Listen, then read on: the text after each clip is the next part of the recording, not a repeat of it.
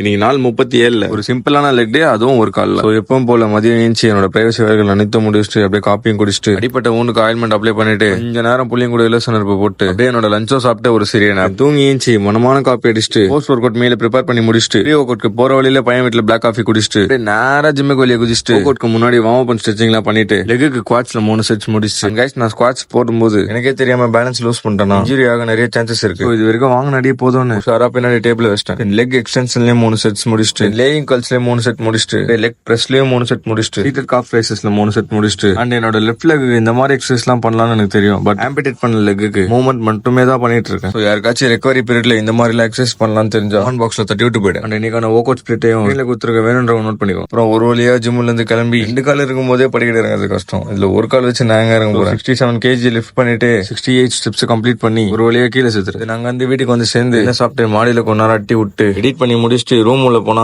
பையன் கதவு பக்கத்துல பத்துன்னு இருந்திருக்கான் போல. பட்டுன்னு கதவு திறக்கோ பையன் மொட்டுன்னு வாங்கிட்டு இருக்கான். நானும் லைட் ஆஃப் பண்ணிட்டு நானும் பெட்ல பத்துட்டேன். ஆனா வீட்டுக்கடியில ஏதோ ஒரு சத்தம் கேட்டுட்டே இருந்துச்சு. என்னடான்னு பார்த்தா குழந்தைய பெட்டுகளை தள்ளிட்டு இருக்கானுங்க. ஒரு ரூம்ல ஒழுங்கா இடம் இல்லைனாலும் எவ்வளவு அழகா தூங்குறானு நம்ம பசங்க. சந்தோஷமா அதெல்லாம் பார்த்துட்டு அப்படியே இத்துடன் விடைபெறுகிறேன்.